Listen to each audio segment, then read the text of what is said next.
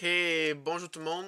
Aujourd'hui, on va faire la division métropolitaine. On va commencer par le preview de la Caroline, les Hurricanes. La saison passée, on va commencer par regarder leurs statistiques de leurs joueurs. Les meilleurs joueurs ont été Sebastian Aho avec 81 points, Andrei Svechnikov avec 69 et Tero Vainen avec 65. On peut voir que les trois ont connu d'excellentes saisons, surtout Aho. Comme d'habitude, un point par match. Ensuite de ça, il va être bon dans les deux sens de la patinoire, va être très responsable. On sait toujours qu'est-ce qu'on va avoir avec Aho. C'est ça pour les buts. Aho, 37 buts, Svechnikov, 30. Pour moi, c'est un peu bas. Moi, je pense qu'il peut peut-être atteindre presque les 40 buts cette saison. Je pense qu'il y a vraiment le potentiel d'exploser pour les buts. Ensuite de ça, on a Niederreiter avec 24. Comme vous pouvez voir, le X, c'est qu'il est plus avec l'équipe. Il est rendu avec les Prédateurs de Nashville. Puis je trouve que ça, c'est une perte qu'on parle pas assez quand on parle des Hurricanes, mais ils ont trouvé des remplacements. C'est ça pour les aides. On a Aho avec 44, Teravainen avec 43 et D'Angelo avec 41. Comme on peut voir, D'Angelo, lui aussi, n'est plus là. Mais je pense que D'Angelo a vraiment explosé parce qu'il était capable d'aller 100% à l'attaque parce qu'il jouait avec Slavin qui était parfaitement défensivement là quand D'Angelo se portait à l'attaque. Donc D'Angelo avait plus une liberté offensive qui l'a permis d'avoir autant des bonnes statistiques offensives la saison passée. Ensuite de ça, pour les gardiens de but, c'est les deux mêmes que la saison passée. Frédéric Anderson et Antti Ranta, un excellent duo. Les deux ont connu d'excellentes saisons. Si les deux sont capables de rester en santé et de ne pas se blesser, honnêtement, c'est un des meilleurs duos de la ligne nationale au grand complet. Anderson avec un 922 de pourcentage d'arrêt et 27,8 de goal save above expected. Vraiment une saison vraiment incroyable. Il y a des niveaux dans la saison qui se faisaient parler pour le trophée Vézina. Ensuite de ça, Antti Ranta, excellent backup, 912 de pourcentage d'arrêt et 3,7 de goal save above expected. Les deux ont connu d'excellentes saisons. Comme j'ai dit, s'ils sont capables de rester en santé, ça va être numéro 1 dans les buts pour la Caroline. Ensuite de ça, pour la saison des statistiques de l'équipe, ils ont fini premier de la métropolitaine, 7e de la Ligue nationale avec 116 points, dont 54 victoires. Excellente saison sur tous les points pour la Caroline, offensivement, défensivement. Statistique de l'équipe. Il n'y a vraiment eu aucune faiblesse dans cette équipe-là. C'est pas pour rien qu'ils ont fini premier de leur division puis que plusieurs équipes les voient répéter l'exploit. Les unités spéciales, on peut voir à avantage numérique 22%, 8e de la ligue, c'est excellent.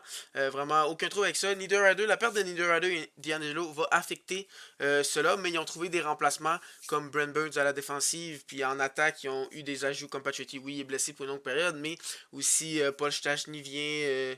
Puis les jeunes vont prendre plus de place. Donc je suis pas inquiet pour l'avantage numérique.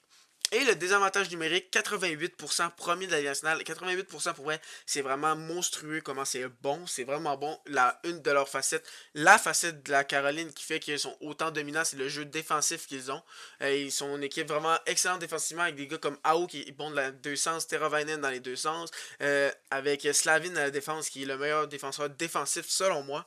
Donc vraiment ça sera vraiment pas un truc qu'ils auront besoin d'améliorer. Je pense que ça va être encore une de leurs forces. Une de leurs. Pour ça que plusieurs équipes les voient premiers. Donc, comme on peut voir avec les buts contre, 202 premiers de la ligue, vraiment excellent. En plus de bien jouer défensivement, quand ils ont des petits problèmes, on peut voir comme les gardiens ils font la job. En plus de ça, pour les buts pour, ils sont 9e. Honnêtement, avec un Pacioretty, j'aurais dit que ça aurait pu encore plus évoluer. Mais comme il est blessé pour la moitié de la saison, puis qu'ils ont perdu Niederreiter, je pense que ça va peut-être un peu diminuer, mais ça va être approximativement pareil, parce que des gars comme Seth Jarvis vont prendre un autre step dans leur carrière. Donc, le staff, le directeur général, c'est Donald Waddell. Et le head coach, c'est Rod Brind'Amour. Rod Brind'Amour, une des raisons pourquoi ils sont aussi bons défensivement, c'est sa façon de se coacher. C'est un des meilleurs coachs de la Ligue nationale. C'est de ça les départs. Un des gros départs que j'ai pas encore nommé, c'est Vincent Trocheck. Ça va faire un grand trou à la ligne de centre. Mais si Jesperi Kotkaniemi est capable de prendre ce prochain niveau, de vraiment prendre ce poste de deuxième centre, je pense que Vincent Trocheck, ils vont l'oublier rapidement. Mais si Kotkaniemi n'est pas capable de prendre ce next step, ça va faire un grand trou comme deuxième centre. Mais si jamais Jordan Stahl peut peut-être prendre sa place aussi. Sinon, Nino Ryder est parti. D'Angelo, Ian Cole puis Max Domi. Max Domi, on savait que c'était un ajout pour faire une push dans les séries, un ajout au deadline.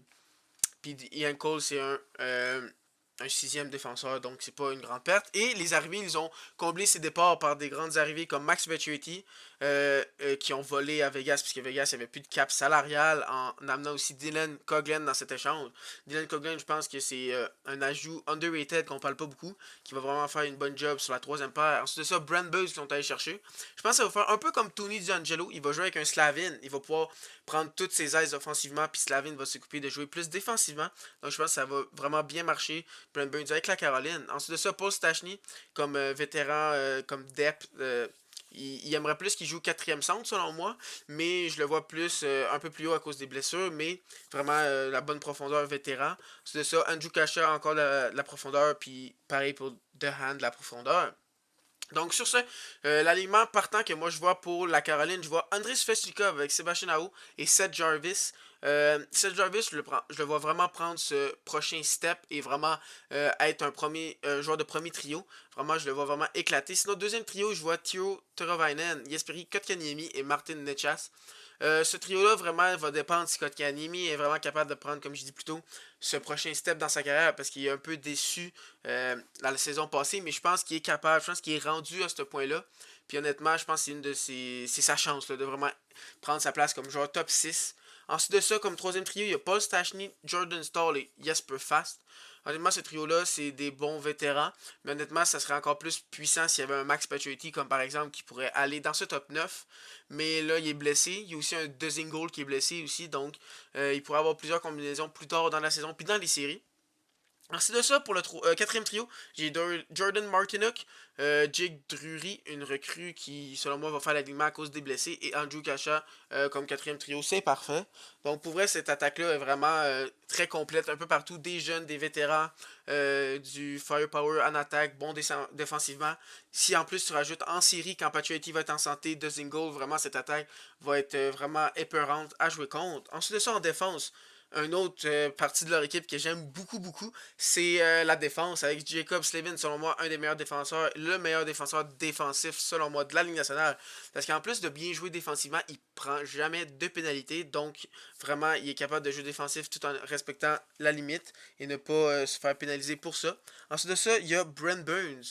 Brent Burns, la nouvelle acquisition, selon moi, ça va être un match parfait avec Slavin, comme il passé avec D'Angelo. Il va pouvoir aller offensivement, vraiment tout donner, puis Slavin va s'occuper plus de la défense. Ensuite de ça, deuxième paire de Brett Pesci et Brady Shea, selon moi, excellente deuxième paire, parfait pour le style de Rod Brendamo. Ensuite de ça, troisième paire, Ethan Bear et Dylan Coghlan, selon moi, une excellente troisième paire aussi, deux jeunes qui font très bien la job comme troisième paire. Ensuite de ça, dans les buts, il y a Frédéric Anderson et Antiranta. Vraiment un des meilleurs duos de gardiens de but. S'ils sont capables de rester en santé, c'est vraiment la question pour leur gardien. Vraiment la question de s'ils restent en santé. Comme la saison passée, dans les buts en playoff, ils ont eu besoin de prendre un troisième gardien quand les deux étaient blessés. Puis ça, c'est qu'est-ce qu'ils ont joué contre eux. Puis c'est ça qui a fait qu'ils ont été éliminés par les Rangers. Donc, si j'ai à donner une note pour les trois euh, positions en attaque, je donnerais un. Honnêtement, si Pacioretty n'était pas blessé, j'aurais peut-être donné un A+. Honnêtement, cette attaque est vraiment dévastateur. Mais là, je vais donner un A. Vraiment, ça dépend si Kotkaniemi peut prendre ce nouveau step. Mais je pense vraiment que tous les trios sont très bons. Et en défense, même chose, je vais donner un A. Vraiment une excellente défensive. Honnêtement, il n'y a aucun trou dans cet alignement. Puis pour les gardiens, s'ils restent en santé, je donne un A aussi. Vraiment, cet alignement est construit vraiment parfaitement. Selon moi, il n'y a aucun trou vraiment dans cette équipe. Vraiment, je pense qu'ils vont encore connaître une bonne saison. Donc, ensuite de ça, les extras à l'équipe, comme vous savez, Pacioretty et Dzingel qui sont blessés. Ensuite de ça, il y a Derek Stepan comme extra. Ensuite de ça, en défense, il y a Dehan et Chatfield et Gardiner qui est blessé dans les buts. Le gardien qui a joué en série quand les deux gardiens étaient blessés, Kochetkov, que lui, il va peut-être jouer si un des deux se blesse, et c'est très probable parce qu'il souvent il se blesse ces deux gardiens-là. Ensuite de ça, les recrues que je vais faire l'équipe, je vois juste Jack Drury faire l'équipe, comme j'en ai parlé un peu plus tôt. Ensuite de ça, les prédictions, je vois AO avec 88 points, Svechnikov avec 39 buts et AO avec 56 passes. Je vais vraiment avoir ces deux-là avoir une très belle chimie comme d'habitude, puis vraiment avoir beaucoup de points. Ensuite de ça, ma prédiction pour la saison, est-ce que je les vois être encore premiers de leur division? Et non, je les vois être deuxième. Oui, aucun trou dans cette équipe-là, mais je pense vraiment qu'il va y avoir un bon duel au top avec les Rangers. Sans surprise, les Rangers, c'est eux que je vois premier. Oui, c'est un spoiler pour ma prochaine vidéo, mais c'est parce que, comme l'année passée, les deux sont bien battus à la fin de la saison. Mais vraiment, ça pourrait être eux premiers, il n'y aurait aucun doute. Avec Pacioretty, avant qu'on apprenne qu'il était blessé, je les avais premiers pour moi, mais avec la perte de Pacioretty, pas que je vois que ça va leur faire trop mal, c'est juste que je donne le petit edge aux Rangers, mais les Hurricanes vont connaître vraiment une excellente saison. Je les vois être deuxième de la métropolitaine. Vraiment en haut de 100 points, haut la main selon moi. Et sur ce, si vous êtes encore là et que vous écoutez encore, sûrement que vous avez aimé ma vidéo. Donc, n'hésitez pas à liker. Et aussi, si vous n'êtes pas déjà abonné, n'hésitez pas à vous abonner et cliquer la petite cloche pour savoir quand je vais faire d'autres vidéos. Et sur ce, bonne fin de journée.